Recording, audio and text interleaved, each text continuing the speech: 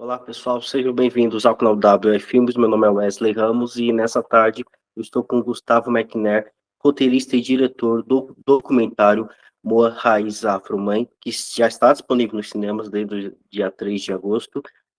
Boa tarde, Gustavo, prazer te conhecer. Boa tarde, Wesley, para falar com você. Obrigado pelo espaço, pelo interesse no filme. Bom, gostaria que você primeiro falasse como que é a sensação de poder ter estreado esse documentário, seu primeiro filme, primeiro longa-metragem nos cinemas. Meu primeiro longa, e já nos cinemas. É uma emoção enorme, né? Ir para o cinema é sempre, enfim, primeira vez que eu vou, mas assistir filme no cinema eu sempre gostei muito, é muito importante. Ainda mais nesse momento que a gente está sem tela, sem cota de tela. Então, conseguir estrear em 7 cidades na primeira semana é uma conquista muito grande e muito feliz com isso. O seu filme, ele começou a ser produzido, junto como antes do seu falecimento. Como que foi essa conversa junto com o Moa? E o que vocês chegaram a pensar para fazer nesse filme? Pois é, a gente começou a falar desse filme junto com o Moa no começo de 2018, quando ele estava no estúdio na Mandrio Audio, que é um estúdio aqui de São Paulo, que é nosso parceiro, também eles são nossos amigos, trabalhamos juntos, e eles estavam começando a gravar as guias das músicas do Moa que virariam o disco Raiz Afro-Mãe, que é um disco irmão do filme, né? Porque os dois começaram antes, junto com o Moa, antes do seu falecimento, e terminaram depois, e caminharam juntos. A gente tem muito diálogo durante o processo de desenvolvimento do filme e do disco. As músicas do disco estão no filme a gente vê as músicas sendo gravadas, os artistas indo cantar, porque o disco são músicas do Mo antigas, com roupagens mais modernizadas, né, digamos assim, que não são só baseadas no Ijexá, e com participação de vários artistas da música brasileira cantando, assim, de MC, da Led Luna, Baiana System, Chico César, um monte de artista. Então a gente acompanhou esse processo também de gravação, filmando, e esse processo faz parte do filme, né? Faz parte dessa história do Moa que está viva ainda e pulsante. E aí, então, a gente conheceu ele no começo do ano, quando ele estava começando a gravar. Tivemos várias conversas para falar do filme. Ele tinha esse sonho de fazer um filme. A gente conheceu ele, ficou encantado pela figura dele, pelo que ele falava, pelos ensinamentos, pelas histórias que ele contava e por todo esse universo que a gente não conhecia tão bem, né? Nem a figura dele, nem tudo que ele contava do carnaval dos anos 70, das manifestações africanas no carnaval, os blocos afros, os blocos de índio, os afoxés, né? E ele faz o afoxé Badauê no fim dos anos 70 e faz uma revolução no carnaval. Então, tudo isso é uma história muito interessante que a gente não conhecia muito bem e que não tinha muito registro na internet também sobre isso. Isso deixou a gente perplexo, assim, né? Como que uma história tão importante, um personagem tão importante da nossa cultura não tem tanto registro e é pouco conhecido, inclusive, por nós. Então, a gente começou uma imersão nessa história de pesquisa, de estudo, que, que enquanto a gente esperava ele, né, ao longo do ano, que ele estava na Europa dando aulas, oficinas, e aí no final do ano ele voltaria para a gente começar a filmar, de fato, o filme, né? E aí foi quando aconteceu o que aconteceu com ele, né? Ele foi assassinado em Salvador.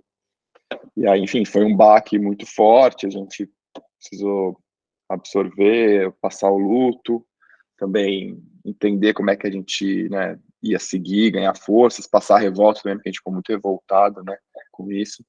A gente foi para Salvador, conheceu a família, se aproximou deles, os amigos. A gente teve a sorte que o Mo apontou, nessas conversas que a gente teve, ele apontou muitas pessoas que eram próximas a ele, que a gente podia recorrer, né, e conversar, e que eram pessoas que sabiam da história dele, que ele confiava. Então a gente foi atrás dessas pessoas e decidiu continuar o filme, um filme sobre a vida dele, né, que é o que era a intenção inicial. Eu ia perguntar isso agora. Então, foi uma perda drástica de diversos âmbitos, mas como idealizador, como documentarista, mantendo essa narrativa meio compartilhada, e após a perda, você manteve então a narrativa original? Não chegou a mudar muito após a perda do Moa? A intenção do filme, que era de mostrar a história dele, e a partir da história dele, a história da ascensão das manifestações africanas no Carnaval de Salvador, se manteve. Inclusive porque ele, depois do assassinato dele, ele foi colocado um pouco nesse lugar de símbolo político, que é um lugar que não faz jus ao tamanho de quem ele era, né?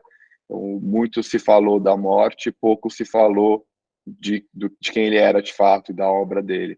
Então a gente teve certeza que a gente tinha que continuar o filme nesse lugar de celebração da vida e da cultura, para reaproximar o Moa e para imortalizar, né, contribuir para imortalizá-lo nesse lugar da vida. Então, o que mudou foi o formato, né? Claro, a gente ia ter o Moa junto, a ideia era a gente seguindo ele nesses lugares, ele ia levar a gente para as pessoas que ajudariam a contar a história para os lugares, e aí a gente teve que fazer essa busca sem ele. Então, foi a partir das pistas que ele deixou, das pessoas que ele falou para a gente começou a ir atrás e essas pessoas indicavam outras pessoas, e foi um trabalho meio que investigativo também, e de muita curiosidade, muito aprendizado nossa, assim, que a gente teve a sorte do Moa ter aberto essas portas para a gente e da gente conhecer pessoas tão interessantes, tão importantes e que admiravam muito o Moa e que queriam muito ajudar e contribuir para que o filme acontecesse. Você chegou a mencionar o processo de pesquisa, que era muito escasso na internet. Poder falar um pouco mais sobre todo esse processo de arrecadação das imagens, da história? Abrir um pouco Ah, mais. claro, quando a gente começou as conversas com o Moa, ele tinha muito pouco material sobre ele na internet, nem assim, músicas, ele tinha algumas coisas gravadas junto com o Afoxé Amigo de Catendê, com o Afoxé dele aqui de São Paulo, pouca foto, pouco material, pouco registro. Então a gente, logo na última desses encontros de 2018, a gente fez uma entrevista com ele e filmou ele tocando umas músicas sozinho, só com os atabaques, que tinha um pouco essa intenção de produzir um material inicial para o filme, né, para desenvolvimento de promo, etc.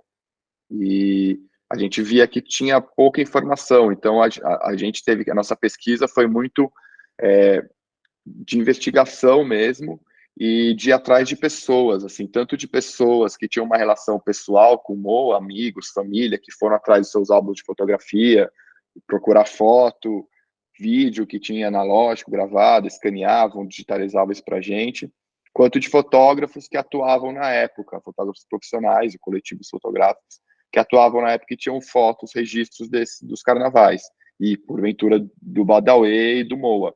Então a gente teve apoio de muitos desses coletivos, né? A Fundação Pierre Verger está junto do filme, apoiou, cedeu algumas fotos. O acervo Arlete Soares, que a Arlete Soares é uma fotógrafa super importante da editora Curupil, que era amiga do Moa, então tinha uma relação pessoal e fotografou muito ele também. A Lúcia Correa Lima, que é uma fotógrafa importante da Bahia, e o Zumbi, que é um coletivo afrofotográfico de Salvador. Todos eles cederam fotos da época muito importantes e junto com as fotos pessoais, o acervo que o Moa tinha mesmo, a família dele, os filhos, isso acabou enriquecendo muito o filme, muito mais do que a gente esperava até. No final, o filme é super ilustrado, e isso contribuiu até para organizar esse arquivo do Moa, né, disponível. Agora, a nossa intenção é dar esse arquivo organizado e doar para o Instituto Mestre Moa do Catendê, que é um instituto que ele estava querendo levantar lá em Salvador, no Engenho Velho de Brotas, que é o bairro dele, e que ainda está em andamento, a família está tentando tocar, e que a gente quer contribuir tanto com algum lucro do filme, se tiver em algum momento, quanto com esse acervo que a gente conseguiu reunir. Isso foi um trabalho de muita pesquisa e de atrás de pessoas, né, um por um, assim, muito mérito do nosso produtor, Felipe Machado, que conseguiu entrar em contato com cada pessoa e pedir autorização e conseguir digitalizar os materiais. Então, no fim, o filme é riquíssimo de material de arquivo. Essa parte da falta de material no começo da sua pesquisa me chamou bastante atenção, pois todo o trabalho do Moa foi para manter vivas as origens e a cultura africana, e logo após a morte dele, não se sabia muito sobre a sua história, sobre quem ele era, o que ele tinha feito. Isso começou a surgir um pouco depois. Eu queria Saber, na sua opinião, por que é tão difícil a gente guardar a nossa história, as pessoas que foram importantes para a nossa história? Pois é, uma boa pergunta, assim, acho que isso é um dos grandes temas do filme, assim, né, além de contar a biografia do Moa e dessa história do carnaval, da ascensão das manifestações africanas na Bahia, a gente está discutindo alguns temas também que estão por trás disso, né, tanto a falta de identidade Brasil e principalmente a falta de conhecimento da nossa cultura originária, que é uma cultura vinda da África, né, uma cultura afro-brasileira, que se misturou aqui com a cultura originária indígena, com um pouco de Europa, né, os portugueses, e deu essa antropofagia que é uma cultura tão própria nossa. E eu acho que existe um, muito desconhecimento por preconceito da cultura afro-brasileira, que se manifesta na Bahia, né, a cultura afro-baiana, principalmente. Acho que por preconceito, né, acho que o preconceito gera mais desconhecimento e que gera mais apagamento. Acho que é uma espécie de circular, né, de espiral, de silenciamento de vozes negras, que são a manifestação da nossa cultura originária, né, o que a gente tem de mais rico, né, e acho que o preconceito gera mais desconhecimento gera mais preconceito ainda, né, que você não conhece, não pode gostar do que você não conhece, né, então, então acho que o Moa foi um pouco exemplifica, né? O Moa é um homem preto, periférico, vindo do Candomblé, Salvador, de um bairro periférico de Salvador, no Engenho Velho de Brotas. Quer dizer, um prato cheio que estuda e manifesta diversas manifestações de origem africana, manifestações culturais muito ricas. Então é um prato cheio assim para o apagamento racista, né? É bem o que eles querem pagar, são essas figuras que têm poder, força, conhecimento para elevar, né, e para passar conhecimento, ensinamentos que podem elevar né, e combater a desigualdade social, o racismo em si.